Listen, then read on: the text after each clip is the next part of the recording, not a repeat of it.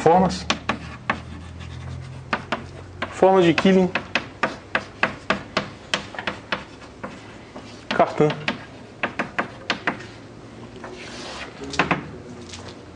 Na verdade, a gente definiu uma forma, que é o traço, ou seja, que é uma métrica, certo? Bom, o termo métrica, ele nasceu lá da forma bilinear, não degenerada, simétrica, e se a gente abandonar o adjetivo simétrica e o adjetivo não degenerado, não é métrica, mas todo mundo chama de métrica, tá? A métrica de Minkowski, a métrica de Lorentz, a métrica de Riemann, enfim. Objetivo.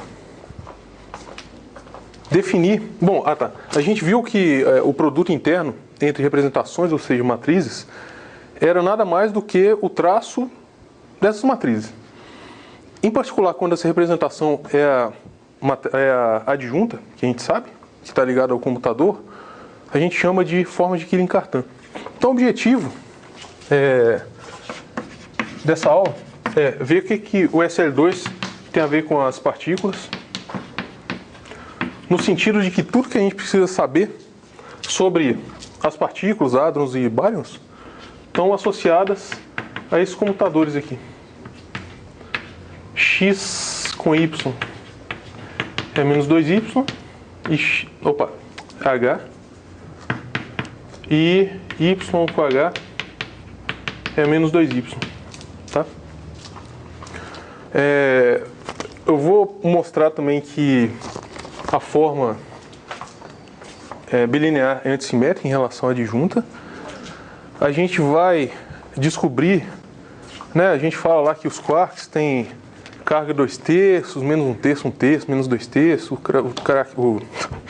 o quark up, down, sei lá, charmoso, o que mais que tem, estranho, o DS, C, enfim, tem 6 quarks, né, top, bottom, enfim, se existisse aí 12 quarks, podia colocar lá, sei lá, charmoso, sei lá, mais alguma coisa aí. Esses nomes, a gente vai ver o significado deles em termos dessa álgebra aí.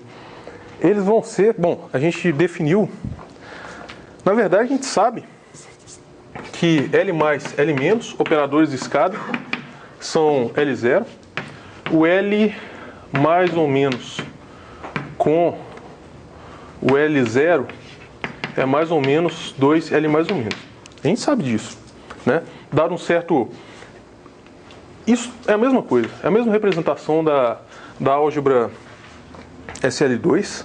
Esse L mais ou menos é igual a L1 mais ou menos IL2, operadores de momento angular, e o 2L0 é igual a L3. A gente vai ver também como é que os prótons e os nêutrons podem ser associados em espaço de representação dessa álgebra, e como que aqueles números quânticos, hipercarga, isospin, número bariônico, estranheza, carga, eles podem ser definidos a partir da álgebra SL2. A gente vai também ver um pouco da álgebra SU3, que ela vem da SL3, que está em GL3, complexos, e ver como que as matrizes de Pauli elas estão relacionadas a esses geradores aqui. E também a gente vai ver como que as matrizes de Gell-Mann, que descrevem os quarks, os gluons, geradores da força forte, também estão baseadas em representações dessa álgebra aqui, tá? Então não estava falando uma inverdade quando eu falei que tudo está baseado em SL2, tá? E principalmente a teoria de representações de álgebra de Lie, que está baseado nisso também. Professor, Oi, pois não. existe algum motivo em particular para que as coisas da natureza sejam representadas por SL2? Grupo de Lorentz. Grupo de Lorentz. A componente conexa com a identidade é exatamente o grupo SL2C, né? Isso daqui, grupo determinante 1, matriz 2x2 complexas. O SU2 está dentro disso. Na verdade, você escolhe representar suas partículas, né? Por exemplo, um spinor de Weyl, ele está relacionado a transformações desse grupo. à esquerda, à direita, inversa, transposta, existem 4 spinores de Weyl, spinores de Dirac também, né? Elétron, antielétron, você pode fazer matrizes coluna aqui, onde cada uma dessas partes estão relacionadas a uma certa partícula, mão direita, mão esquerda, helicidade positiva e negativa. O grupo SL2C, só ele é capaz de descrever todas as partículas, por exemplo, do modelo padrão. Tá? Nesse sentido. Ele é específico para descrever isso. Então, todas as partículas do modelo padrão podem ser descritas como representações irredutíveis de SL2C. Tá? Então, o SL2C dá conta do recado. Se você quiser colocar lá um outro grupo de, sei lá, um grupo aí de 500 dimensões, sei lá, o SLNC, você pode, mas isso daqui é fundamental, né? Isso daqui é o substrato. Então, a partir dele, dá conta de tudo. Beleza? Bom, a minha opinião, e a de muitos outros, é que não só esse grupo, mas naquele artiguinho lá do Pierre Ramon, do Physical Reports, não só esse grupo, mas esse grupo sobre os quatérnios e esse grupo sobre os octônios, eles dão conta de muito mais ainda. E eles estão relacionados também ao fato de que as álgebras de divisão de dimensão 1, 2, 4 e 8 são as únicas álgebras de divisão que tem a ver exatamente com o fato que a gente só pode embrulhar um som de valsa, sendo um som de valsa esferas nessa dimensão, tá? E isso daqui está relacionado ao fato de que existe campo de vetores. Essas são as dimensões onde você tem campo de vetores paralelizáveis, ou seja, em cada ponto existe uma base, pode ser ortonormal, de vetores em cima dessas esferas. E tem um teorema de Gueror, que ele diz que só existe estrutura espinorial na sua variedade se existir um campo de vetores paralelizável. Então, essa estrutura aqui é compacta, ou seja, você volta nisso daqui porque aquilo nos permite a descrição de espinores. Assim, existem fundamentos matemáticos bem mais robustos do que a gente pode falar aqui. Tá? Então é isso. A gente tinha visto forma de Kini-Cartan, representação de uma álgebra de Lie nas transformações lineares de um certo espaço vetorial sobre o corpo K. Então eu defino uma forma bilinear entre esses elementos do espaço, né, para todo x e y na álgebra de Lie. Então eu defino uma álgebra dessa maneira. Isso aqui é o traço, uma álgebra, uma forma bilinear dessa maneira. Rho de x, Rho de y. Isso aqui são matrizes, né? Isso daqui, cada uma dessas são matrizes. Então a gente sabe calcular traço de matrizes. A gente sabe que o traço eu posso trocar sempre o meu produto, que o traço continua o mesmo, tá? Observação. A forma de Kini-Cartan é definida quando a representação é exatamente adjunta. Então, aí sim, a gente tem a forma de Kini-Cartan.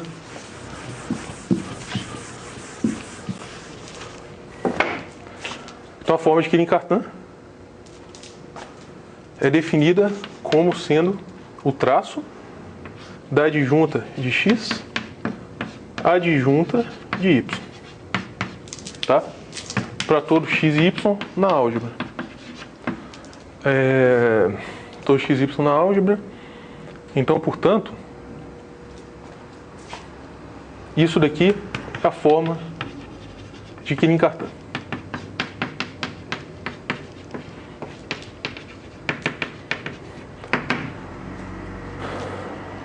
Vocês lembram lá do H? Comutador de x com y é igual a H? Aquilo vai gerar um número quântico. E a combinação linear daquele H, um certo múltiplo daquele H, vai ser exatamente mais ou menos meio. Esse mais ou menos meio está associado a um número quântico do nêutron, do próton, de alguns operadores, por exemplo, carga, hipercarga, isospin, número bariônico e estranheza. Tá?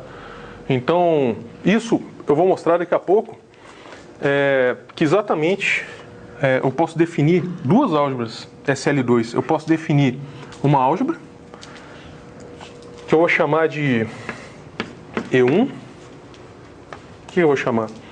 Vou chamar de L mais L menos é igual a H, e L mais H é igual a 2L mais menos. E eu posso definir outra. Posso definir uma e eu posso definir outra igualzinha. Tá? Então eu vou definir duas SL2 mais 2 L menos 2. Esse 1 e 2 é só algo que indexa, viu? Não tem nada a ver com álgebra nilpotente, álgebra derivada, ou então elevado ao quadrado, não. Esse aqui é H2, H1, e L2 mais ou menos H é igual a mais ou menos 2L mais ou menos. Então, o que eu vou calcular daqui a pouco, daqui a uns minutos, é exatamente o traço desses caras aqui.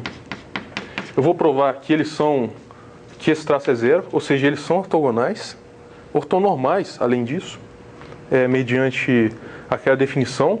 E eu vou provar também que existe uma tabelinha de números quânticos no Griffiths, qualquer livro de partículas elementares, e os números quânticos são exatamente autovalores desses operadores aqui, ou combinação linear deles. Tá? Então é isso que a gente vai chegar à conclusão.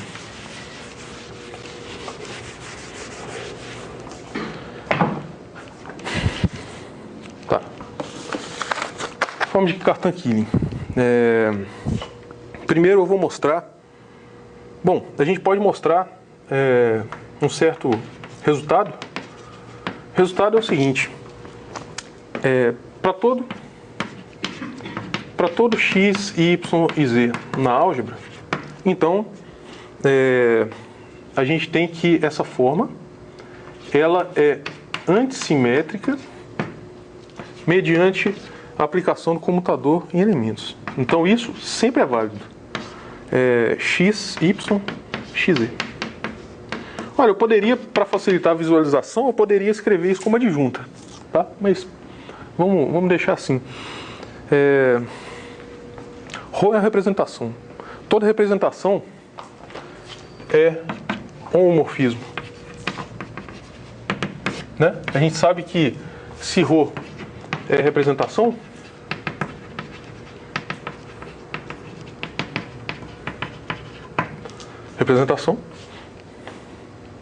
então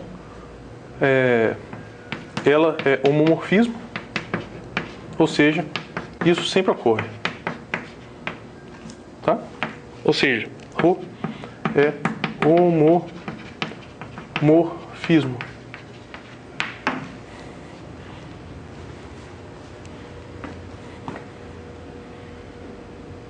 Tá bom?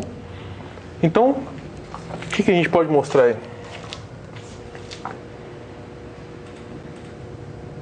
Essa forma é o quê? Essa forma é exatamente o traço, né? Definição. Isso daí é o traço beta Rho do comutador de xy com z é igual ao traço do Rho de xy Rho de z. Lembrem que isso é representação, então é matriz. É sempre uma matriz. Existe um teorema que chama teorema de Engel. Ele diz o seguinte: toda álgebra de Lie de dimensão finita admite uma representação em termos de matrizes. Bom, diz um pouquinho mais, mas por agora vamos só prestar atenção nisso. Isso daqui é traço de Rho de x, Rho de y, certo? Isso daqui é a primeira parte do comutador, menos Rho de y, rho de x, rho de z. Essa é essa parte, tá? Agora eu vou somar a outra parte, que é y com o comutador de x com z. Tá? Então, se eu somar aquela parte, vai dar traço de rho de y, rho de x, não, peraí, y com x com z, menos rho de z, rho de x, rho de y. É isso, né? Agora, por favor, traço de A mais B, traço da soma é a soma dos traços. Existe esse elemento yxz, que é exatamente esse elemento aqui, ó. Então o termo 1 é exatamente esse termo aqui com sinal negativo. Sobra esses dois elementos aqui, tá? Dá para fazer alguma coisa com isso? Sempre, quando a gente tem duas matrizes, por exemplo, essa matriz e essa matriz, já que o produto entre matrizes também é uma matriz, então o traço é invariante perante comutação dos termos. Então esse termo é exatamente aquilo, isso daqui é zero. Tá? Então eu mostrei que isso daqui é exatamente nulo. Tá? A segunda parte do teorema, olha, eu poderia colocar isso daqui, bolinha sobre 2, não, quadradinho sobre 2, que é a metade da demonstração. Mas como está filmando, eu não vou colocar isso não. A segunda parte do teorema diz o seguinte, se existe um automorfismo, então, para toda derivação, isso ocorre. Mais x dy é igual a zero. Onde d é derivação da álgebra de Lie. Tá? Então, a segunda parte do teorema diz isso.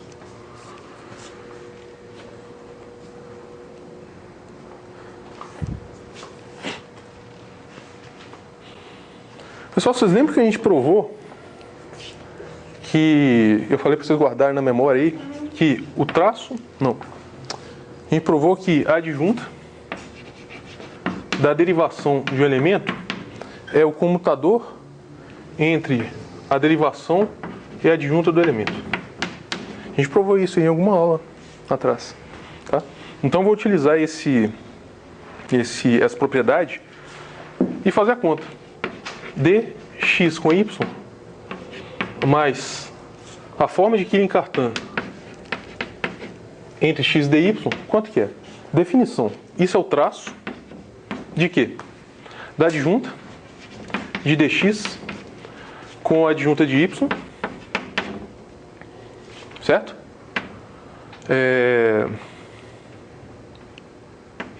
Mais o traço da adjunta de x com a adjunta de dy, tá? E o que eu vou usar agora é substituir essa expressão, estrelinha, aqui, ó. Tá?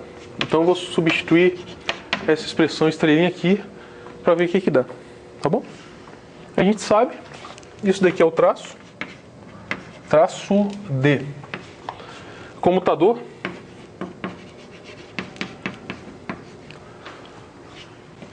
adjunta de y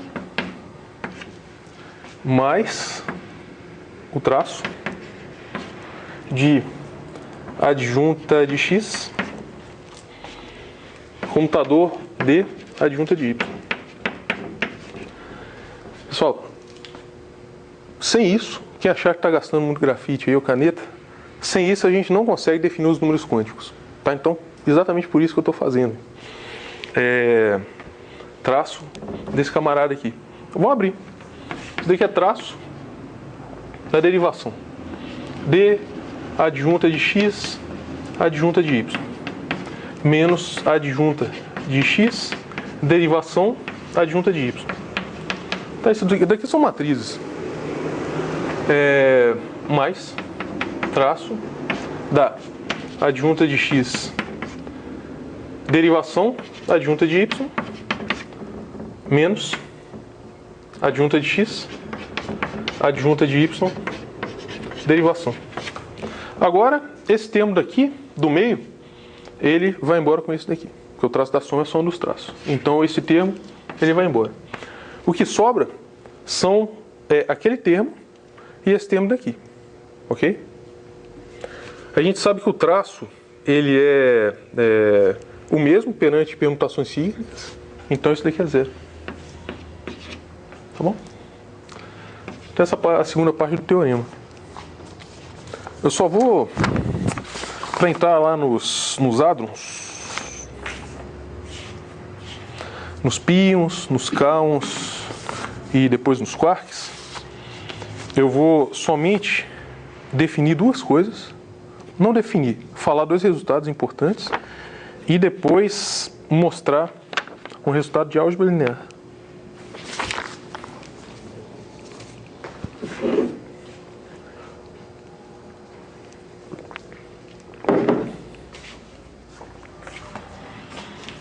Certinho? Quem quer perguntar alguma coisa aí?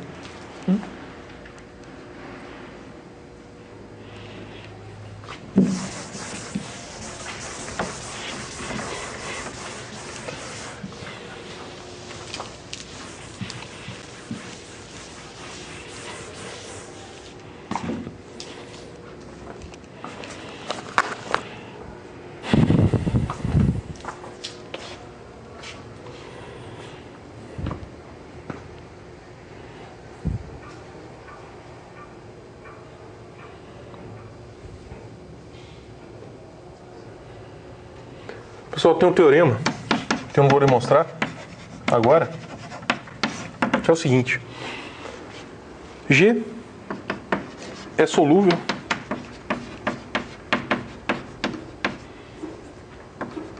o que é a álgebra solúvel mesmo? É quando existe um número, tal que a partir desse número a série derivada é zero, né? Então G é solúvel se somente se a forma que a gente definiu é nula, quando para todo x pertencente à álgebra derivada e y pertencente à álgebra, tá bom? Álgebra solúvel. Outro resultado é o seguinte: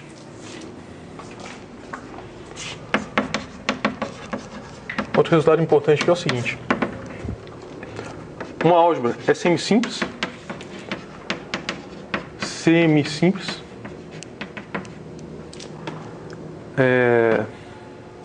e dado um certo elemento em G, esse elemento sempre pode ser expresso como uma componente que é semisimples, mais uma componente que é nilpotente, tá? Esse cara aqui é semisimples e esse outro aqui é nilpotente. Ou seja, cada elemento ele sempre pode ser decomposto em formas mais simples. Existem algumas álgebras de Lie que elas podem ser decompostas. Existe uma certa decomposição dessa álgebra de Lie em um monte de U1, por exemplo, matematicamente, mas uma certa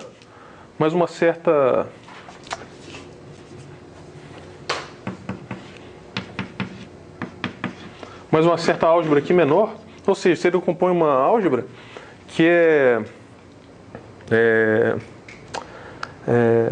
bom, existe aqui N componentes, cada uma pode escrever um fóton, por exemplo, né? Uma simetria aqui eletromagnética, e isso daqui é um toro, né? Topologicamente, S1, S1, S1, então isso daqui é o toro, é um certo toro em N dimensões, né? Mais uma certa parte. Bom, claro que eu estou ligando propriedade de grupo à propriedade da álgebra subjacente, tá? Mas sempre existem esse tipo de decomposição de álgebras maiores em álgebras menores, e a gente sempre pode tirar alguma simetria dessas álgebras. E o último resultado aqui, importante, é que eu sempre posso escrever uma certa álgebra, dado um operador de derivação, né? eu sempre posso definir isso daqui como sendo o conjunto dos elementos da álgebra, tais que D menos lambda I elevado a um certo m é igual a 0 para m maior ou igual a 1. Se m é igual a 1, isso daqui é exatamente o espaço dos autovetores. Tá? Para m é igual a 1, G lambda I é espaço dos autovetores. Os autovetores da derivação.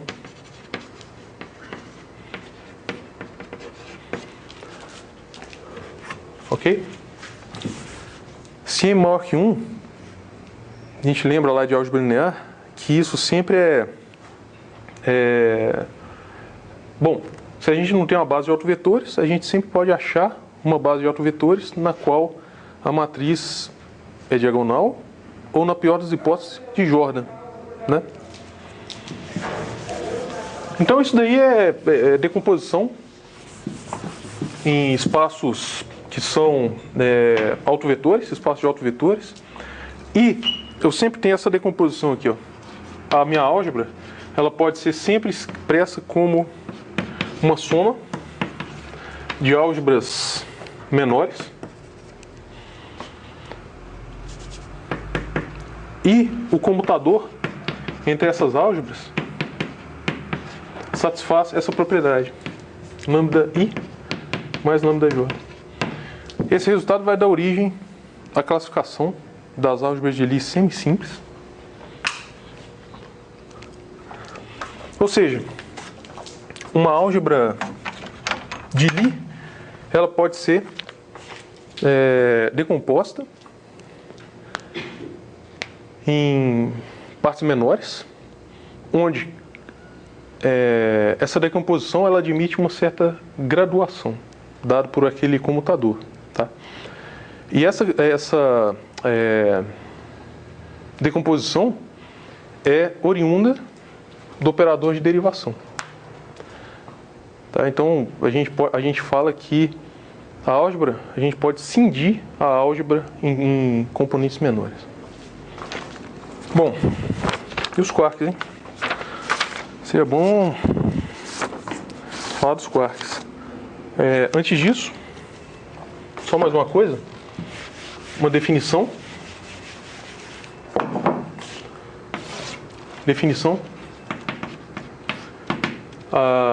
Subálgebras de Cartan.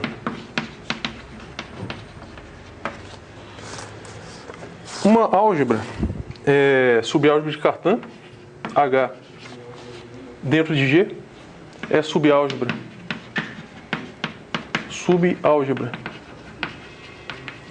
de Cartan, se satisfizer duas propriedades.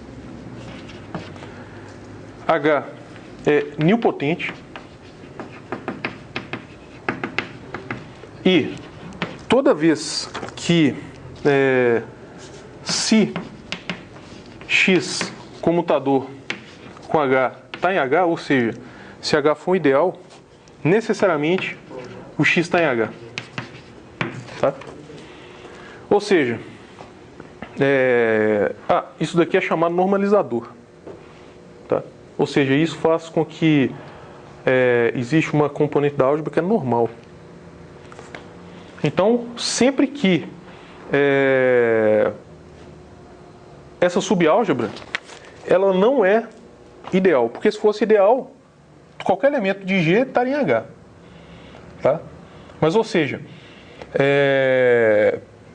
eu só tenho, bom, embora não seja ideal, é subálgebra e satisfaz essa propriedade. Tá? É subálgebra de Cartan. Agora sim. Tem algum exemplo aí, já que a gente está falando para SL2? Quais são... Vamos dar um exemplo aqui. Exemplo. Eu quero o espaço gerado por H dentro de SL2. Tá? Vocês lembram a matriz de H? Qual que é? H tem uma matriz 1, 0, 0, menos 1. Então, esse span de H é algo da forma A, 0, 0, menos A, onde A está no corpo. Então, por favor, isso daqui é subálgebra de Cartan? Eu vou chamar isso daqui de H. Tá? Hzinho. Então a pergunta, H é subálgebra de Cartan? Subálgebra de Cartan. O que a gente tem que provar? A gente tem que provar que H é nilpotente.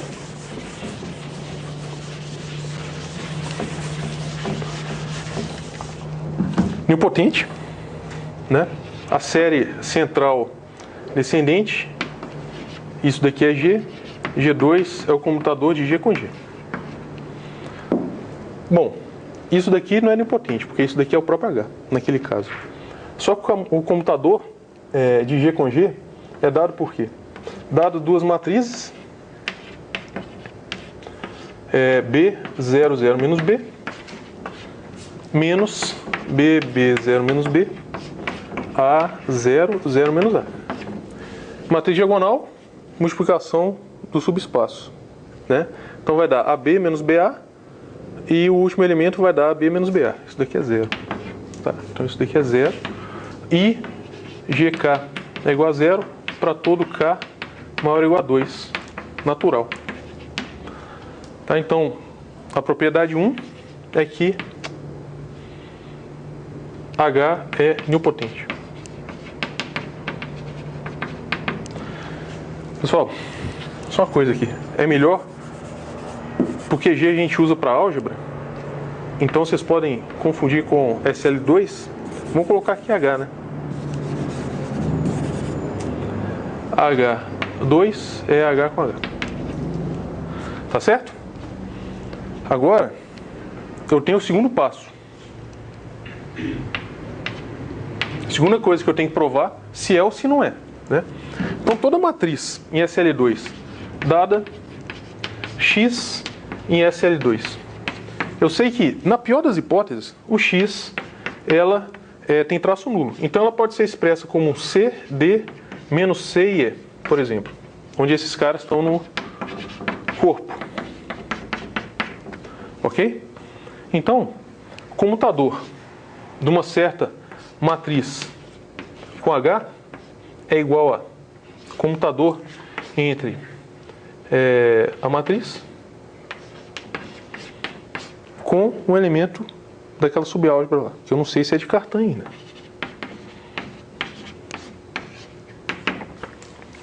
Quanto que dá isso? Isso daqui é do tipo CD, E menos C, A0, 0 menos A, menos A0, 0 menos A, que multiplica CD, E menos C. Isso daqui é quanto? CA menos DA EA CA. Tá certo, né? CA menos DA EA CA. Menos quanto? AC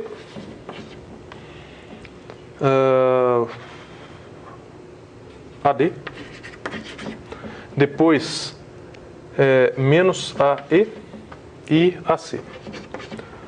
Mesmos termos, isso daqui é 0. É 0? CA menos AC. EA, AE. CA, AC, DA, AD. Só um pouco. A0, AD.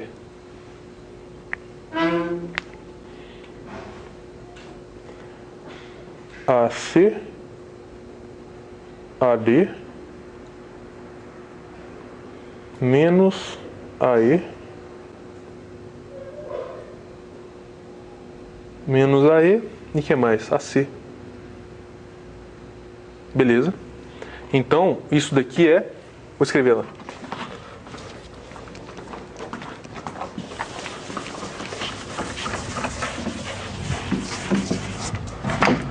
Então, isso daqui é quanto? Tem aqueles termos. Os termos na antidiagonal é menos 2AD e menos 2EA. Isso daqui é menos 2AD, menos 2EA. Ok? Por definição, o A é diferente de zero. E aqueles termos da diagonal são nulos mesmo? São nulos. Tá bom. O A é diferente de zero.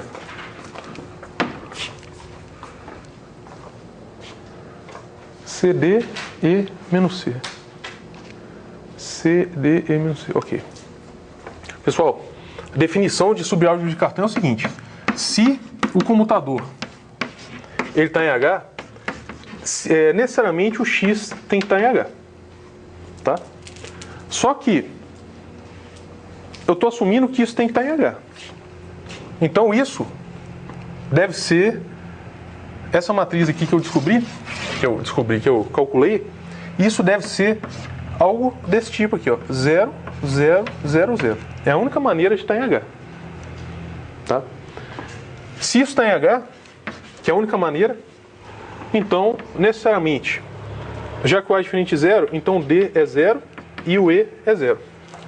Só que se o C e o D forem zero, C e D, não, o D e o E forem zero, então o X é igual a C menos C, 0 e 0. Tá? Então a única maneira aí que tem de aquilo ser, daquele comutador está em H. Tá? Então, como X está em H, o espaço gerado pela nossa matriz inicial é subálgebra de Cartan de SL2. De SL2. Tá? Então, tudo que a gente precisa para ver agora, finalmente, o isospin, a gente tem.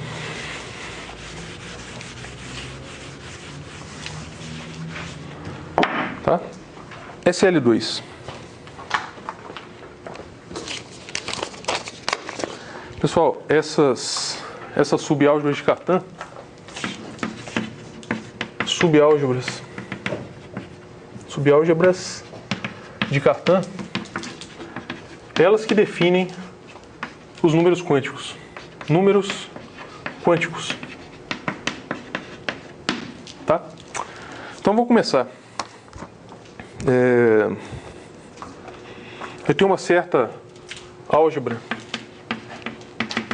SL2. Olha, muitas vezes ela é chamada de álgebra isospin. Tá? Bom, essa denominação aqui é uma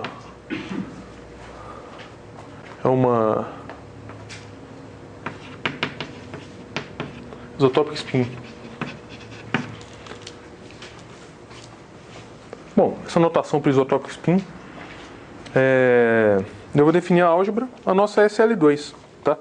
Vou definir como H1 E1 mais ou menos.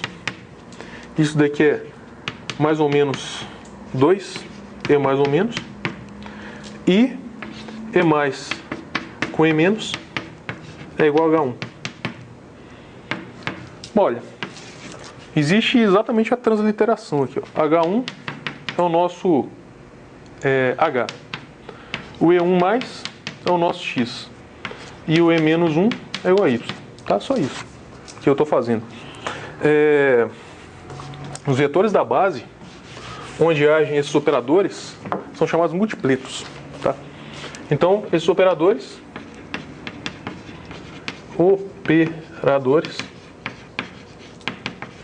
agem em vetores da base, bom, não em vetores, né? Em uma base de vetores, e esses vetores que formam a base chamada multipleto.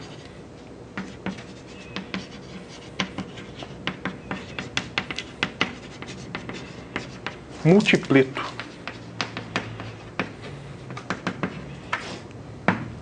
Tá? Então, o famoso multipleto é simplesmente uma base onde eles vetorizarem. Por exemplo, bom, lá na primeira metade do século, o pessoal disse que, bom, já que o nêutron e o próton, eles, a diferença entre a massa deles é pequena, relativamente pequena, é bem pequena, né? Então eles poderiam ser agrupados num único vetor, né? E isso daí é o isospin, tal que existiria uma matriz, e essa matriz aqui é uma matriz que eles chamaram, que descreve a simetria, descreve uma certa simetria, uma certa simetria.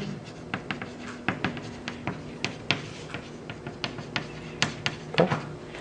Então essa matriz, ela age nesse vetorzinho.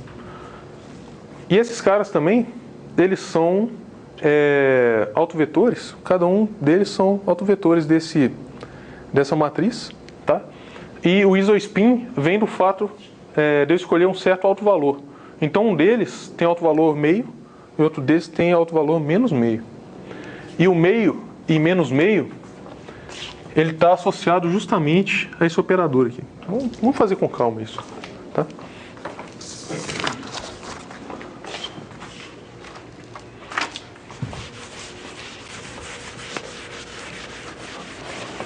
O que está acontecendo aqui é o seguinte.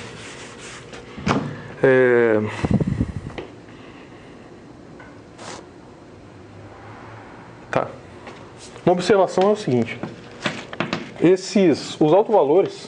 Os autovalores associados àquele vetor, aos multipletos, são rotulados por H1 sobre 2. Tá? Então, aquele operador H da nossa álgebra SL2 é exatamente esse H1. Eu divido por 2 justamente para que eu possa associar algum desses elementos desse dupleto com isospin meio e isospin menos meio. Tá? Pessoal, não com a álgebra SL2, não necessariamente com ela, mas, por exemplo,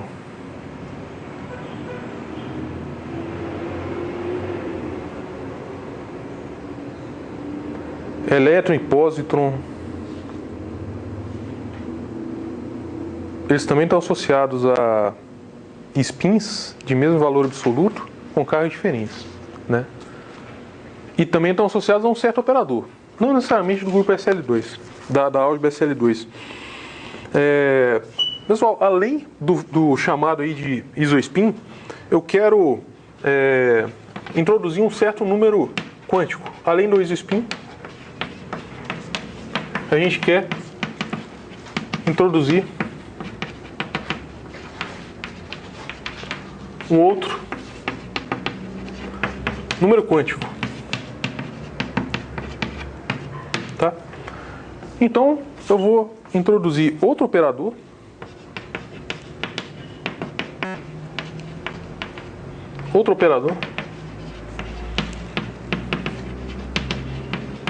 H2. Tá? Se todos os multipletos eles estão associados, eles são autovetores desse operador H, então, né, desse operador aqui, então eu vou introduzir outro operador, cujo outro número quântico também está associado àqueles autovetores. Só que os números quânticos que eu quero medir, eles têm que ser independentes. A gente só consegue medir números autovalores independentes se isso ocorre somente se esses operadores comutam. Tá? Então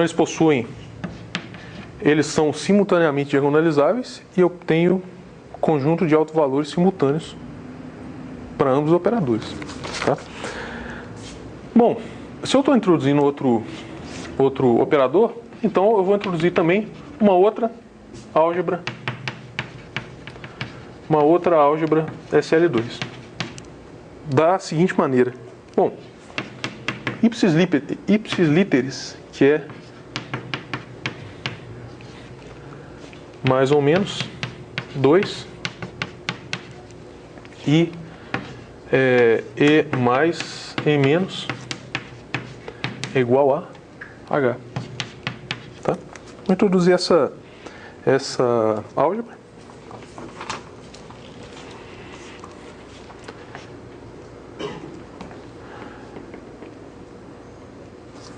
Tá.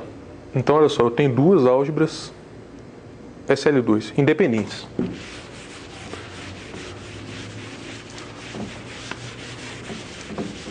Mas eu tenho um sistema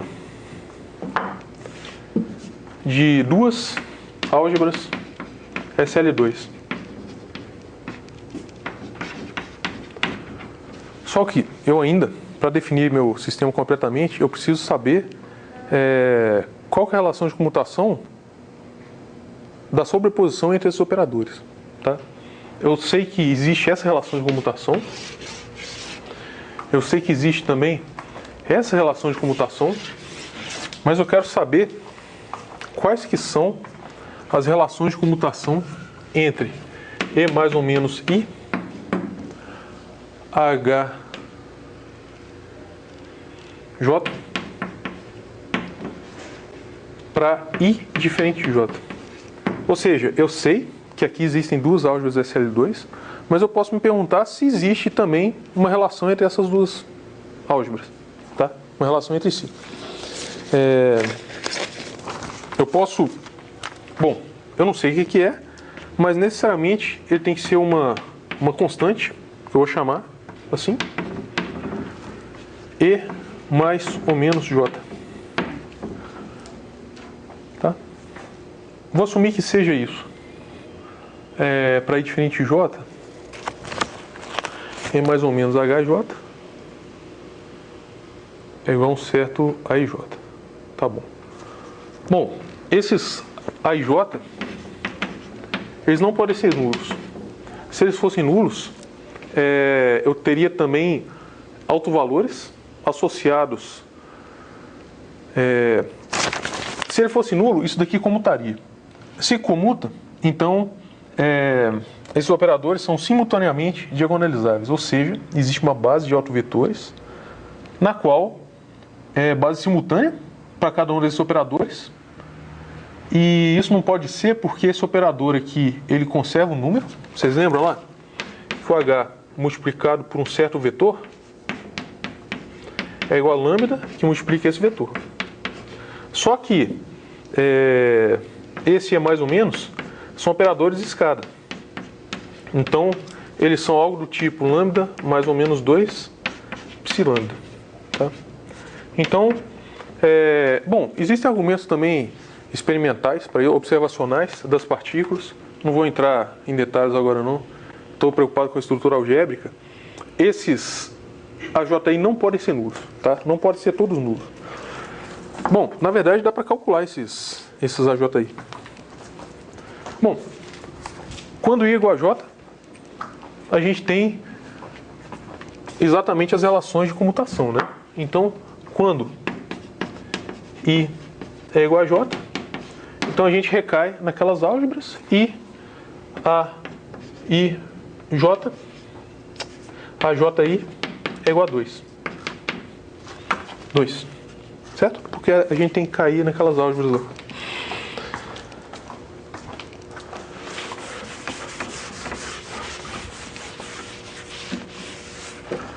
Pessoal, dois casos. Existe uma certa representação que vai de SL2 nas matrizes 2×2, tá? De um certo espaço vetorial. Isso daqui é GL de R2. E, nesse caso, essas matrizes, matriz A, onde A pertence a GL2, agem em cima de vetores, por exemplo, eles podem agir, aqui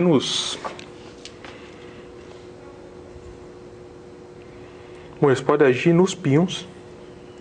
Se for GL2, tem que ser os Kons. K0, K mais e K menos.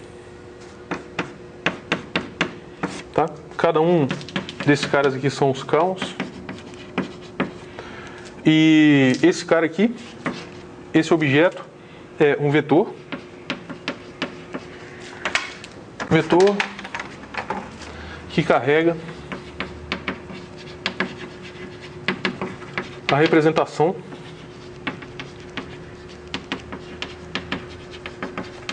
irredutível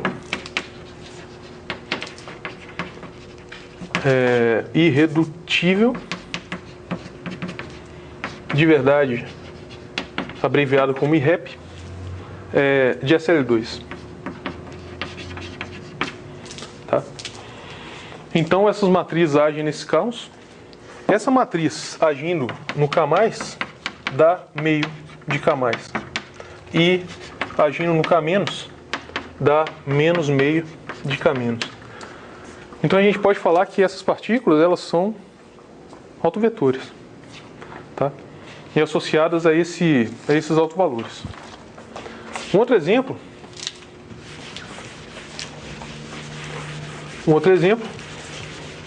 é quando existe uma certa representação de SL2 em GL3,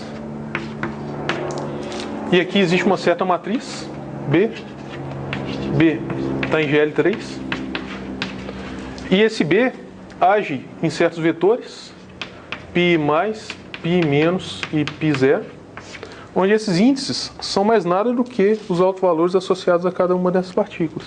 Tá? Então B, π mais ou menos, é igual a mais ou menos π mais ou menos, e B, π0 é igual a zero. Tá? Esses caras aqui, esses autovalores, chamam-se isospin.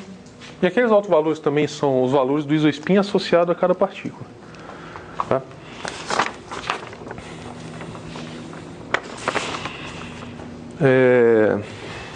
Só uma observação: além daquelas partículas, existem outros além daqueles Kons, K mais ou menos, existem esses outros Kons e K0 barra, e esses outros Kons, eles formam um espaço que carrega a representação de uma outra álgebra SL2, independente. Tá bom?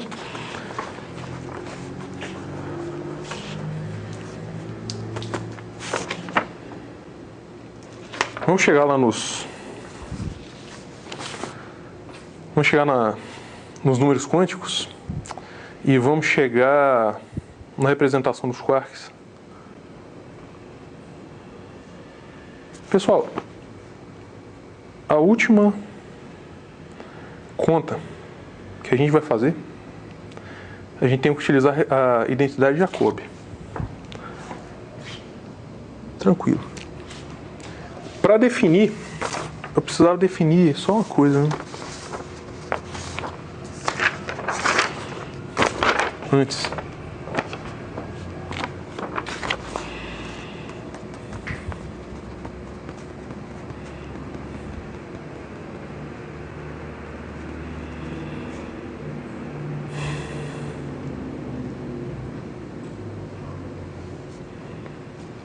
Então eu vou definir o seguinte. Eu vou definir definição.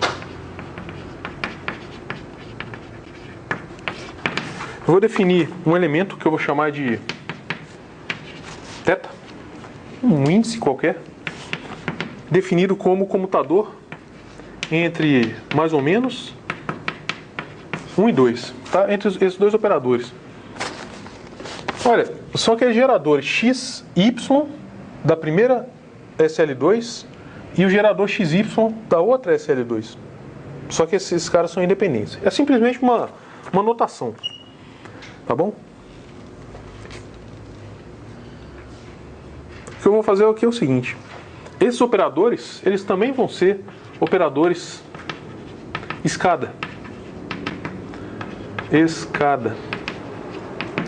Step operators. Então eu quero calcular a seguinte identidade de Jacobi. HI E mais ou menos 1 E mais ou menos 2.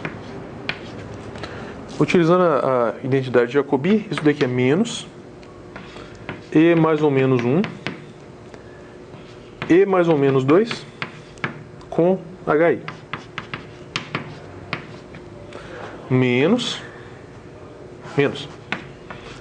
E mais ou menos 2 comutador entre esses caras aqui.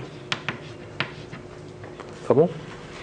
Só que a gente sabe que o comutador entre E e H, 1, né? Aqui é I, tá bom. Esse aqui é I também. Só que a gente sabe que o comutador entre isso são aqueles termos, A e J, né? Então isso daqui é mais ou menos A1I mais A2I, que multiplica aquele operador. Tá bom?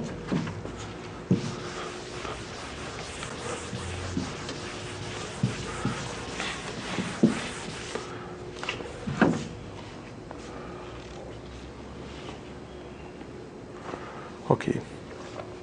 Então, em particular,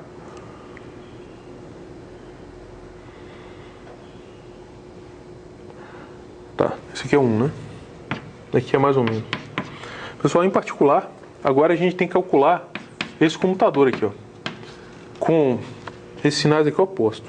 Ou seja, a gente calculou os comutadores entre aqueles geradores X de álgebras opostas. Aqui é X de uma álgebra, SL2, aqui é o X de outra álgebra, SL2. Y e Y. De outra álgebra, não comuta. Só comuta se fosse da mesma álgebra. Então agora eu quero calcular entre geradores distintos, de álgebras diferentes. 1 e 2. Bom, dá pra gente concluir, utilizando a mesma identidade, que isso é A2I menos A1I, que multiplica E menos 1 E mais 2.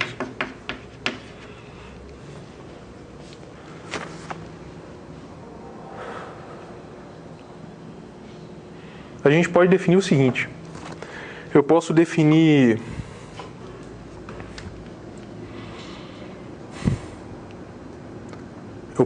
eu vou definir o seguinte. Eu vou definir novos operadores E3 mais, que é o meu Eθ menos. Eu vou definir E3 menos, que é Eθ mais. E eu posso definir o meu H3, que é menos H1 menos H2. E fazendo isso, eu tenho uma álgebra que é a álgebra SL3. E daí que se originam lá as matrizes de Gell-Mann. Pelo seguinte, a gente sabe que o H é 1, 0, 0, menos 1. A gente sabe que, pela convenção, o X é 0, 1, 0, 0. E a gente sabe que o Y é 0, 0, 1, 0. Tá? Então, HXY são geradores de SL2.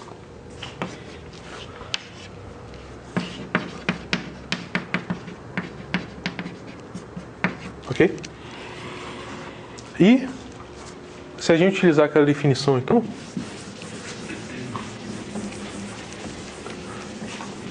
eu posso construir uma álgebra SL3 justamente a partir desses caras aqui. Como que eu vou definir? O H1 bom, tem que ser matriz de traço nulo, né? Eu posso colocar que o H1 é 1, 0, 0 menos 1, 0, 0, 0, 0, 0. Então a única coisa que eu vou fazer é imergir essas matrizes em espaço de dimensão maior.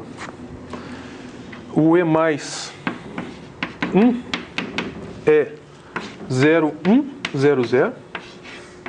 Tudo zero aqui. Então isso daqui é exatamente uma imersão.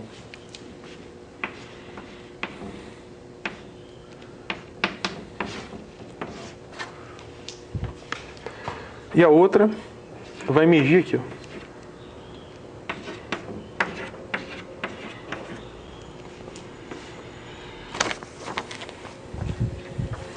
O H2 é dado por 0, 0, 0, 0, 0. E eu vou colocar essa matriz aqui. O E menos 1 é dado por 0, 0, 0, 1, 0, 0, 0, 0, 0. E o E menos 1, aqui é mais, né? E o E menos 2 é dado por 0, 0, 0. E eu vou fazer a imersão daquela matriz aqui, ó. Tá? Então essas matrizes são imersas.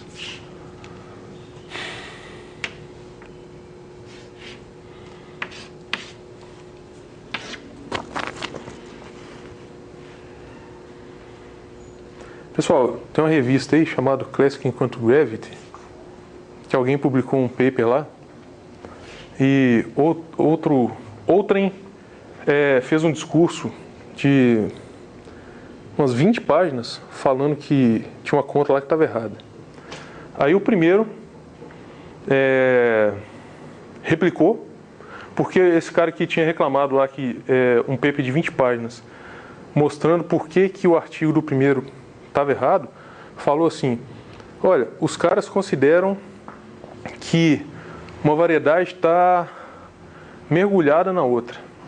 Ele gastou 20 páginas para escolher isso, para falar isso. Aí o primeiro, os caras que publicaram o primeiro artigo falaram assim, completamente certo. Uma linha, a resposta, uma linha. O cara está completamente certo, mas a gente não mergulhou, a gente imergiu. Porque tem mergulho, imersão e submersão. Tá? Então, dever de casa, olhem aí no livro de geometria diferencial, mergulho, imersão mergulho, imersão e submersão. São três coisas totalmente distintas. Tá? E dependendo de cada uma, como você coloca, né, lá a variedade, enfim, uma superfície em outra, pode dar resultados físicos totalmente distintos. Tá?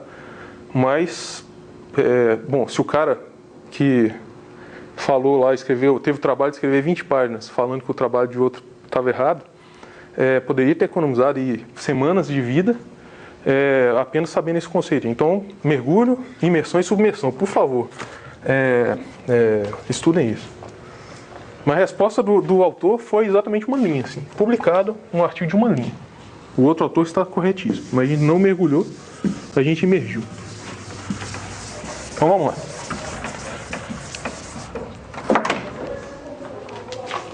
Falta alguma? Falta duas. O Eθ é 0, 0, 1 e o E- é igual a 0, 0, 0, 0, 0, 0, 1, 0, 0. Tá? Essas aí são as matrizes. Bom, essas aí ainda não são as matrizes de Gelman, são quase. Tá? Essas matrizes que vão gerar simetrias da força forte. Uma coisa interessante que é o seguinte, a partir de SL2, vamos definir o seguinte: sigma 1 é igual a E mais E menos. Sigma 2 é IE1, E mais, menos IE menos. E o sigma 3 é igual a H. Olha só, essas matrizes são 0, 1, 1, 0. Essa outra é 0 menos I, 0. E essa aqui é 1, 0, 0, menos 1. Olha só, matriz de Pauli, né? Matriz de Pauli, que são uma base para as matrizes, qualquer matriz 2×2 complexa, e também elas podem formar a base para o SU2, né? Elas podem gerar o grupo SO2. E elas geram também a álgebra SL2. Ou seja, nesse sentido, a álgebra SL2 realmente é o tijolinho lá básico do estudo aí das simetrias. São quase matrizes de Gelman, viu? O S... Só uma observação aqui. Esse é o SL3. O SU3, a álgebra, é obtida de HI E mais ou menos I H1 mais 2H2 sobre raiz de 3. Essas são as matrizes de Gelman. Tá? Olha, esse raiz de 3 e essa soma aqui é somente para que esse formalismo ele se adeque de maneira perfeita à observação. Tá? A medida observacional enfim, dos números quânticos associados às partículas. Então, se eu fizer essa combinação entre H1 e H2, dá exatamente a matriz de Gelman. Aí sim, essas aqui são as matrizes de Gelman. Então, de onde que vem a forma de Killing-Cartan que eu havia prometido? Eu posso definir esse HI como meio de H1. Eu posso definir o HY como aquilo, né? H1 mais 2H2 sobre raiz de 3. Então isso daqui é 1 sobre 2 raiz de 3. Se fizer a conta lá, 1, 0, 0, 0, 1, 0, 0, 0, menos 2. Então, forma de Cartan-Killing. HI, HY. Isso daqui é o traço de HI, HY. Pessoal, estou utilizando uma representação aqui, mas é representação canônica. A representação canônica leva a álgebra das matrizes nela mesma. Tá? Então, isso daqui é simplesmente a representação canônica que é a identidade, é simplesmente a imersão. Imersão. Tá? Embedding. Então, isso daqui é 1. Não, isso daqui vai dar 0. Isso daqui é simétrico. HI. E se eu calcular a forma de Killing-Cartan para HI e HY,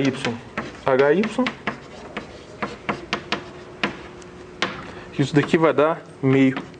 Tá? De maneira que esse HI e HY formam também uma base ortonormal. Tá? E então, só para concluir essa parte,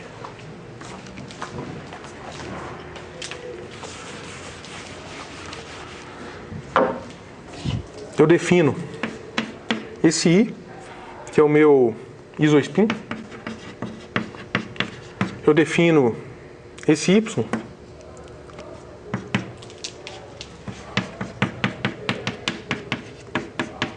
ou seja, aquele H, ele define 1, 0, 0, menos 1. Esse é o H. Tá?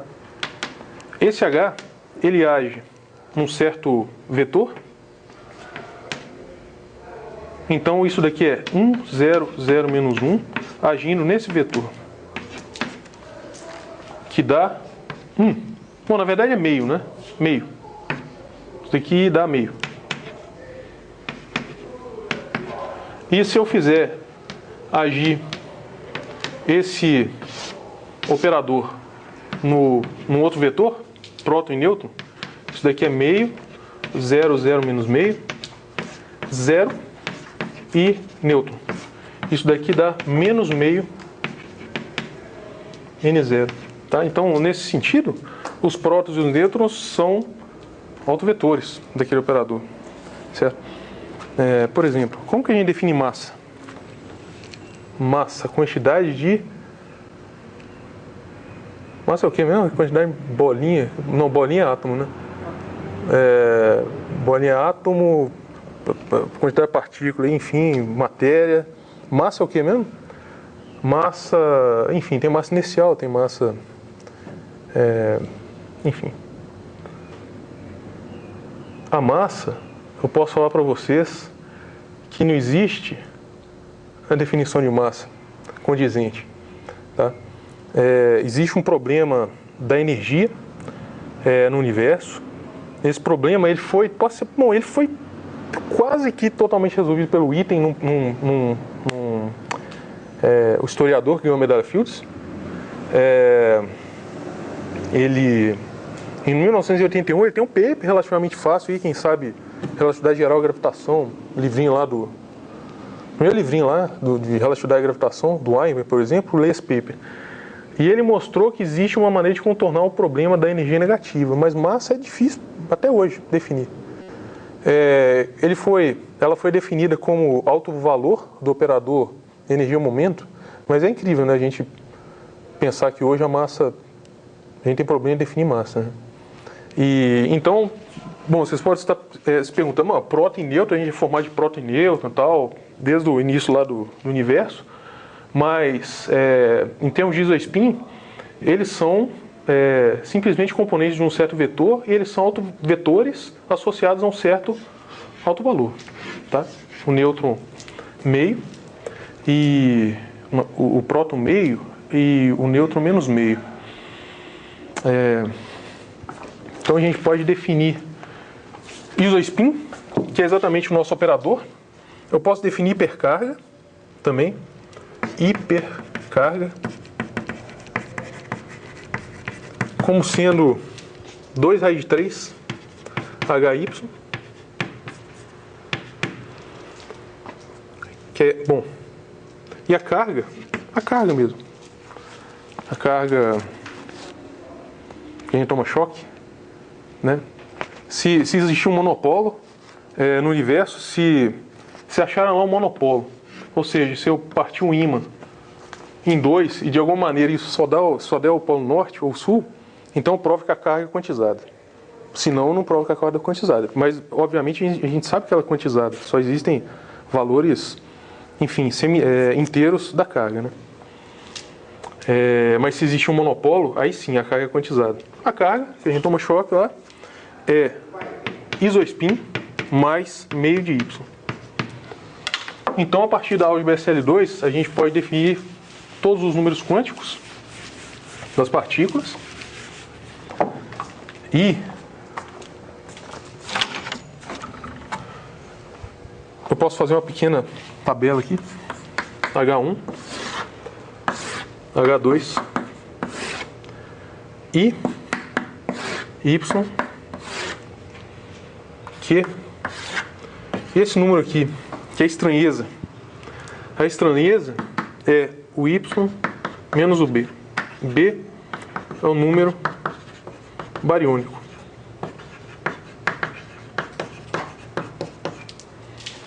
Vou deixar a estranheza de lado, né? Para algumas partículas, por exemplo, esse K, o próton, e os quarks U, D e S.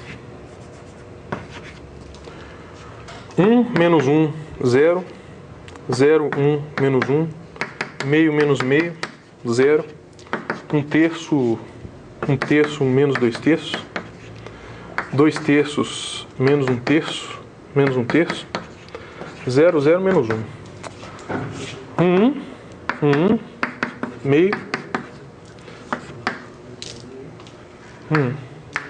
Bom, vamos deixar a estranheza de lado. Então, a partir da álgebra SL2, a gente consegue, né, prever todos os números quânticos que estão de acordo com a observação, né, das partículas. Bom, vocês podem completar a tabela aí com quark top, quark up, quark top, quark down. Não, o up e down já está aí. Falta o que? O charmoso, falta... Quais são os quarks? Top, down, charmoso. E o bottom? O bottom, não, mas tem mais um, né, que foi descoberto aí só alguns anos atrás. O top, que é o mais... Top, o bottom, o charmoso. Beleza. Strange. Aí.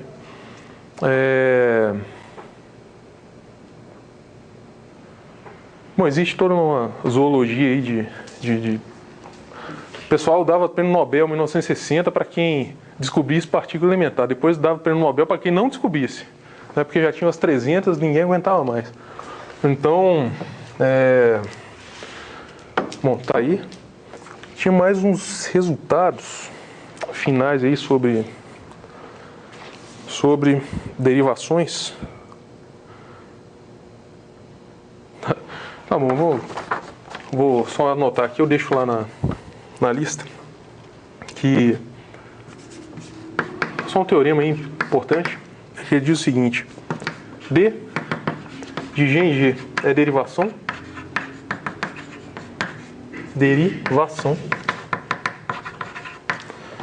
se somente se para todo t real eu tenho que exponencial de td é automorfismo. Tá bom?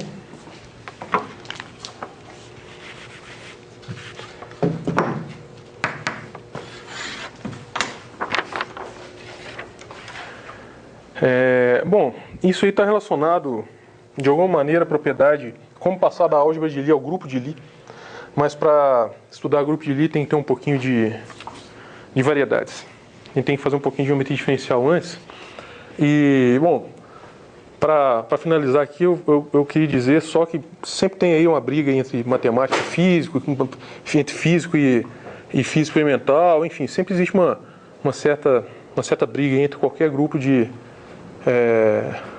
não briga, um embate, né, entre diferentes áreas. E, sei lá, se o cara é matemática aplicada, se o cara é físico, se o cara é matemática... O Witten, ele formou em História e fez mestrado em Linguística, o cara ganhou medalha Fields, né? Ele resolveu problemas fechadíssimos em matemática, sobre a classificação de variedades 3 de 4 dimensões, a partir de mecânica quântica supersimétrica, né? Assim, obviamente, tudo que ele faz e fez é extremamente elegante, formal, por isso que ele ganhou a medalha Fields. E, assim, é um cara que obteve resultados matemáticos chutando a partir de física. E toda vez que ele chutava, fazia gol em final de Copa do Mundo, né? Então é um cara assim formidável. Ele tem 140 mil citações lá não no Isinode, no Sparse. No Isinode ele tem milhares.